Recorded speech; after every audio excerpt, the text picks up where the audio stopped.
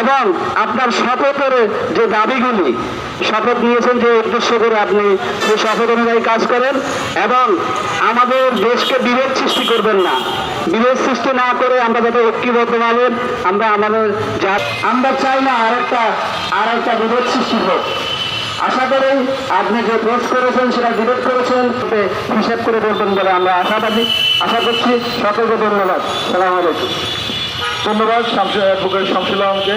সম্মানিত উপস্থিতি, আমরা সেই তরুণ প্রজন্ম প্রায় 1400 অথবা 2000 শহীদ এই জুলাই বিপ্লবকে সংগঠিত করতে গিয়ে নিজের তাজা রক্ত ঢেলে দিয়েছেন।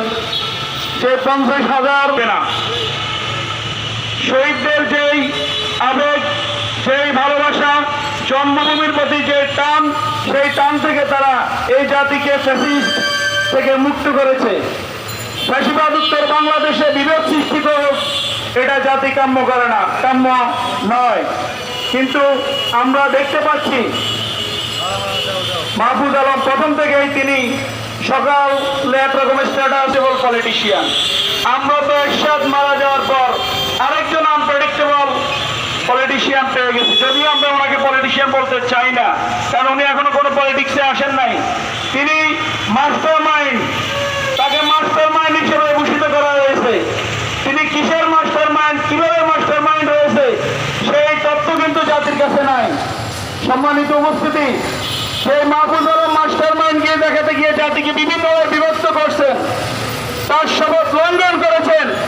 আমরা মনে করি অবিলম্বে তিনি তার পদ থেকে পদত্যাগ করে জাতির কাছে ক্ষমা চাইবে। তার যদি রাজনীতি করার ইচ্ছে থাকে তাহলে তিনি রাজনীতির মাঠে এসে রাজনৈতিক বক্তব্য দেন, কিন্তু দায়িত্বশীল জায়গায় থেকে তিনি তো কোনো পলিটিক্যাল এজেন্ডা বাস্তবায়ন করতে পারেন না। সম্মানিত পরিচালক জনাব ইঞ্জিনিয়ার নুর নবী সাহেব, অন্যান্য পেশাজীবী ভাইয়েরা, প্রিয় সাংবাদিক বন্ধুগণ, আসসালামু আলাইকুম। আসলে জুলাইয়ের সেই ভয়াবহ দিনগুলোর আন্দোলন সংগ্রামের পর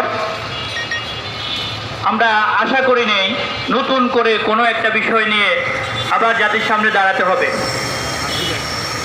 সম্মানিত ভাইয়েরা, আমি আমার কথার শুরুতে শ্রদ্ধাভরে স্মরণ করছি 1971 সালে মহান স্বাধীনতা যুদ্ধের 30 লক্ষ বাঙালি যারা শহীদ হয়েছেন এবং যেসব মা বোনেরা ইজ্জত হারিয়েছেন, সম্ভ্রম হারিয়ে, যাদের আত্মত্যাগের বিনিময়ে সুন্দর একটা স্বাধীন ভূখণ্ড আমরা পেয়েছি।